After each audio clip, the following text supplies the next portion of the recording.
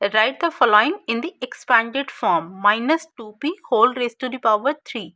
Here base is minus 2p and exponent is 3. It means आपको base को लिखना है कितनी times? 3 times product की form में. So it will be minus 2p multiply minus 2p multiply minus 2p. Clear बच्चे? This is the expanded form of A part. Next we have 2 multiply xy whole raised to the power 2. So firstly write down 2 here, this one. Next we have base as xy and exponent as 2.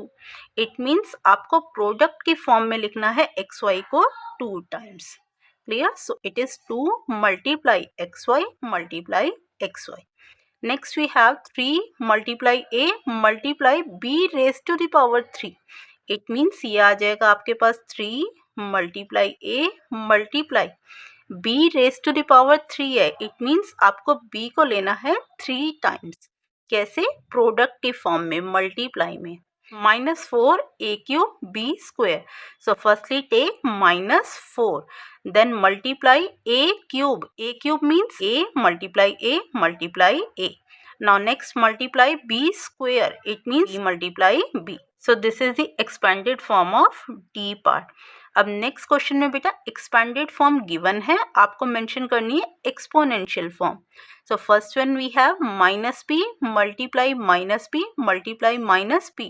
It means repeat क्या हो रहा है बेटा? Minus P. कितनी times आया minus P? 1 2 3 times. So base लेंगे आप minus P और एक्सपोनेंट ले लेंगे 3. It will be minus P whole raise to the power 3. Clear बच्चे? जो चीज़ रिपीट हो रही है और प्रोडक्ट की फॉर्म में आ रही है उसको आप लेंगे एज बेस, और जितनी टाइम्स आ रही है उसे आप लेंगे as exponent. Next we have a multiply A multiply A multiply a. How many times? 10 times. A आ रहा है बेटा 10 टाइम्स. अब रिपीट क्या हो रहा है? ए. सो ए को ले लीजिए आप एज बेस, और कितनी टाइम्स रिपीट हो रहा है? 10 टाइम्स. तो इसकी एक्सपोनेंट आ जाएगी 10. It will be A raise to the power 10. Next in C part we have minus 2y multiply minus 2y multiply minus 2y. इसी तरह से minus 2y आगे multiply हो रहा है. अब कितनी टाइम्स आ रहा है? 1 2 3 4 5. ये आ रहा है बेटा 5 टाइम्स. सो बेस लेंगे आप minus 2y और एक्सपोनेंट आ जाएगी 5. क्लियर? ये आपने मेंशन कर दिया इसे एक्सपोनेंशियल फॉर्म में, एक्सपोनेंट की फॉर्म में. Next we have D part. So firstly we have 7. Next we have x as variable. So 1 2 3. x आ रहा है बेटा 3 टाइम्स. इट मीन्स x की एक्सपोनेंट ले लेंगे आप यहाँ पे 3. x को लेंगे एज बेस और exponent 3. Next we have y variable. So 1 2. y आ रहा है 2 times. So y raise to the power 2. Next we have z 3 times. It means z raise to the power 3. Clear? So it is 7x cube y square z cube. This is the exponential form of t part. चलिए अब देखते हैं बेटा next question. Question number 3. Write the coefficient of x in 2x. अब आपको बताना है बेटा कोफिशिएंट. कोफिशिएंट क्या होता है? देखिए आपको बताना है x का कोफिशिएंट किसमें? 2x में. अब 2x को आप लिख सकते हैं 2 मल्टीप्लाई x. कोफिशिएंट बताना है बेटा x का. अब आप ये चेक करिए x के साथ क्या मल्टीप्लाई में है. सो यहाँ पे है बेटा 2. इट मीन्स x का कोफिशिएंट हो जाएगा 2. Your answer will be 2. किसका बेटा? a पार्ट का. नेक्स्ट b पार्ट देखते हैं बेटा. Coefficient of a in -3a. अब -3a में a के साथ क्या मल्टीप्लाई है? -3. इट मीन्स इसका आंसर हो जाएगा -3. Next we have coefficient of a in -5ab. अब आपको बताना है इस a का कोफिशिएंट. देखिए -5ab है, इसे आप इस तरह से लिख सकते हैं -5 मल्टीप्लाई a मल्टीप्लाई b. आपको बताना है a का coefficient.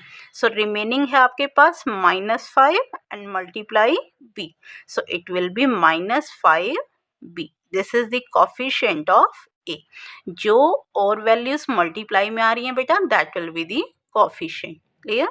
Next we have a square in 5a square. अब a स्क्वायर का कोफिशिएंट बताना है आपको 5a स्क्वायर में. सो a स्क्वायर के साथ मल्टीप्लाई में है बेटा 5. It means it's answer will be 5. Next coefficient of x cube, अब एक्स क्यूब के आगे माइनस ओनली, जहाँ भी कोई न्यूमेरिकल वैल्यू नहीं होती बेटा, माइनस एक्स क्यूब को आप लिख सकते हैं -1 मल्टीप्लाई एक्स क्यूब। जैसे एक्सपोनेंट के टाइम अगर कोई एक्सपोनेंट गिवन नहीं होती तो आप क्या ले लेते हैं 1, ऐसे ही यहाँ पे अगर कोफिशिएंट कोई भी वैल्यू गिवन नहीं है सो आप 1 के साथ मल्टीप्लाई करते हैं। अब एक्स क्यूब का कोफिशिएंट हो जाएगा -1, so it's answer will be -1। Next coefficient of x in 3xy² z, आपको बताना है x का कोफिशिएंट, तो x के साथ और क्या है मल्टीप्लाई में 3 multiply y² multiply z, it means इसका कोफिशिएंट हो जाएगा 3y² z।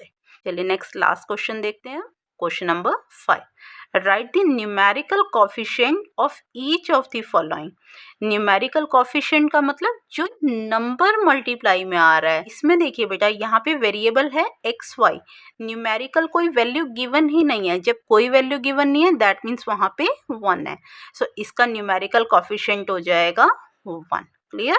Next we have -3yz, -3yz में नंबर है बेटा 3 लेकिन आगे साइन है माइनस, इट मीन्स इसका न्यूमेरिकल कोफिशिएंट हो जाएगा -3। नेक्स्ट वी हैव 2p³, अब इसमें नंबर है बेटा 2, इट मीन्स इसका न्यूमेरिकल कोफिशिएंट हो जाएगा 2। क्लियर।